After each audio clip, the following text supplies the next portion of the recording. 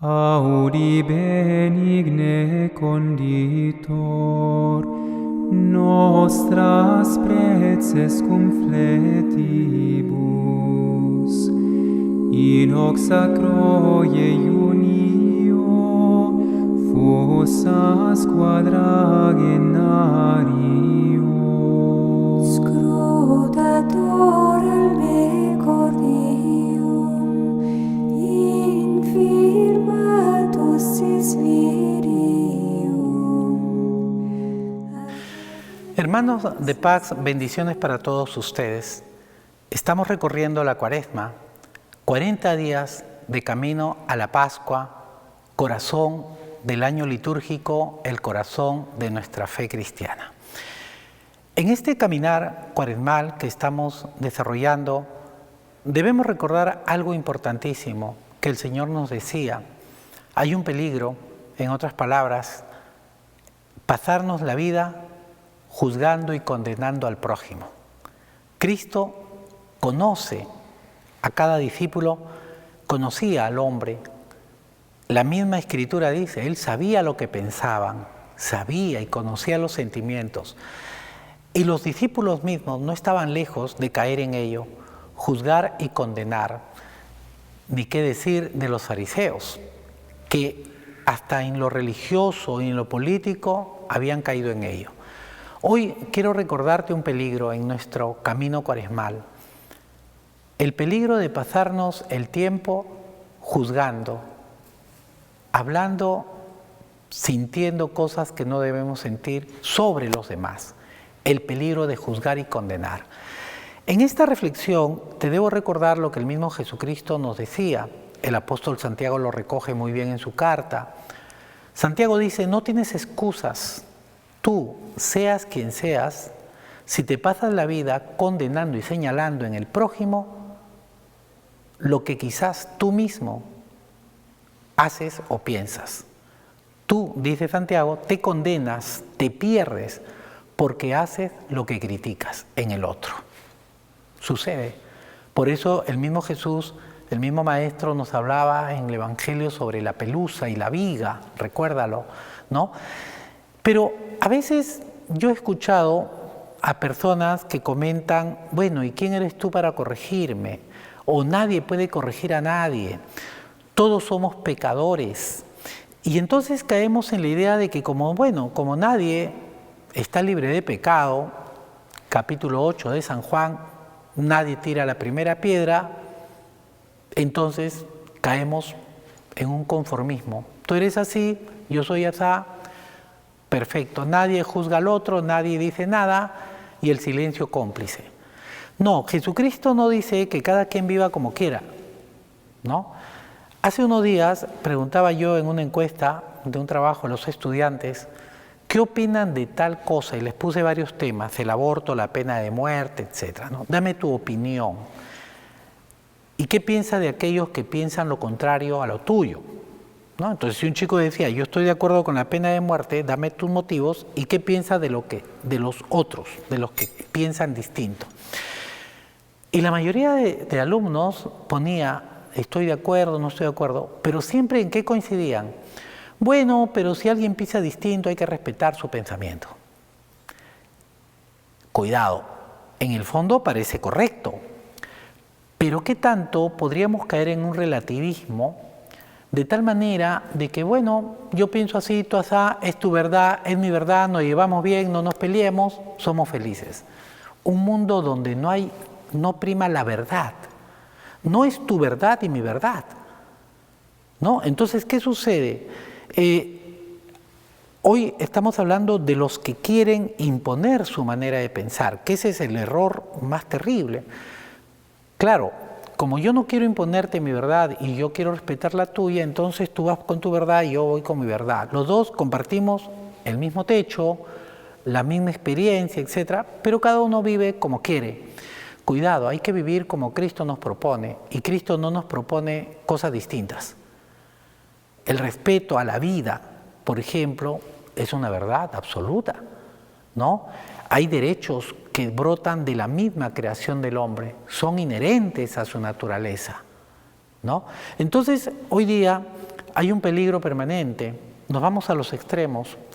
Juzgamos, señalamos, condenamos, pero también nos vamos al otro lado de personas que no se involucran, no se comprometen. De tal forma que por un lado tenemos a los que juzgan y condenan, actitud farisaica, ¿no es cierto? Y por otro lado, los que se van al otro extremo de no involucrarse en nada. En ninguno de los casos se está viviendo lo que Jesús nos enseñó, la corrección fraterna. Hay que corregir. Frente al pecado, frente al error, tu actitud debe ser siempre pedagógica. Nunca condenar, juzgar, porque tú no conoces el corazón del otro. Tú no conoces su interioridad, solo Dios lo conoce. Y un paréntesis, muchas personas hasta pecan por ignorancia. Muchas veces se equivocan, pero porque nadie les enseñó. Lejos de condenar, tendríamos que preguntarnos por qué actúa así, por qué obra así, por qué habla así, por qué piensa así. ¿No será porque nadie le enseñó? Y si yo le condeno, le juzgo, estoy haciendo lo contrario, ¿no es cierto? Estoy llevándole a que persevere en el error, que continúe en el error, persista en el pecado, se quede ahí, se cierra a la gracia de Dios. Pero si tú corriges pedagógicamente, Cristo nos decía que Dios mismo corrige el pecado y quiere que el pecador viva, pero no consiente el pecado. ¿Qué le dice a la mujer que querían apedrear? ¿Quién te ha condenado? Yo tampoco te condeno, pero vete y no peques más. Quiere decir que el pecado existió. Quiere decir que sí, se equivocó esta mujer. Perfecto. Pero Cristo dice, vete, yo te perdono, pero no peques más. Es interesante esa frase, léelo, Juan 8.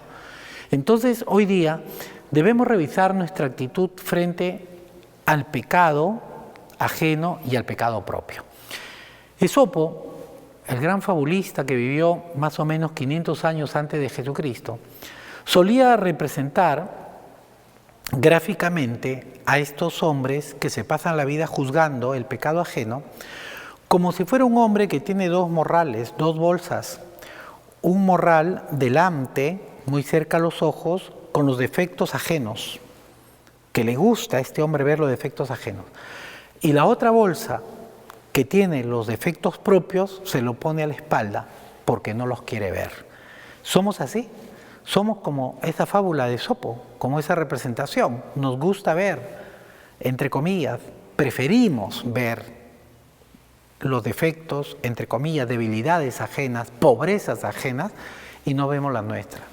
Finalmente, quisiera decirles que tampoco podríamos, estaba en ello, decirles o concluir de que entonces no decimos nada, no opinemos nada. Cada quien que viva como quiera, porque yo no me siento capaz de juzgar. Juzguemos los hechos, no juzguemos las personas. Segundo, la corrección de un hermano, de un miembro de tu comunidad, siempre busca el bien de la comunidad.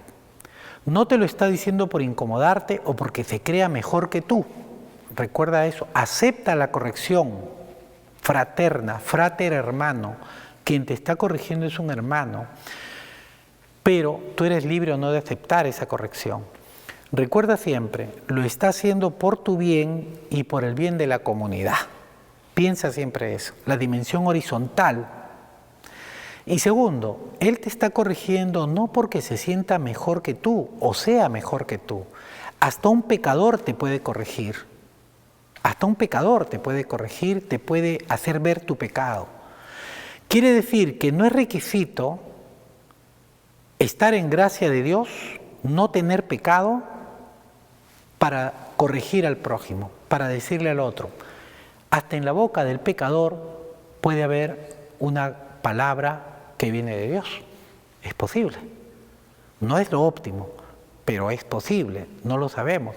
Hoy día quiero terminar recordándote que debemos mirar al prójimo siempre pensando que es un hermano. Debemos desarrollar la proximidad.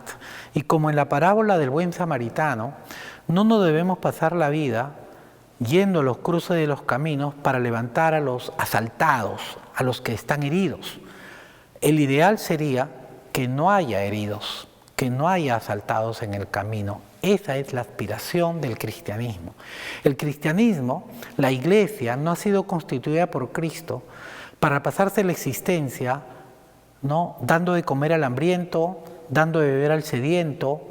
No, la iglesia no fue instituida para eso solamente. La iglesia lo hace porque eso existe, pero el ideal es que no haya eso, que nadie tenga hambre, que nadie sufra sed. Ese es el ideal del Evangelio.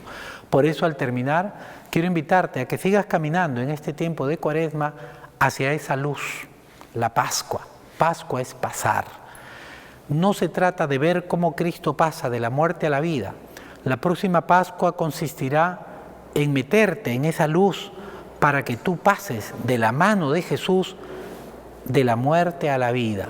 Porque estando aquí podemos estar experimentando la muerte cuando no vivimos en gracia de Dios. Por eso se dice pecado mortal. Por eso se dice. Porque nos falta tomarnos de la mano de Jesús y caminar en ese sentido pascual que Él nos enseña. Que Dios nos bendiga y sigamos caminando en esta Cuaresma con esos propósitos. Auri benigne conditor nostras preces cum fletibus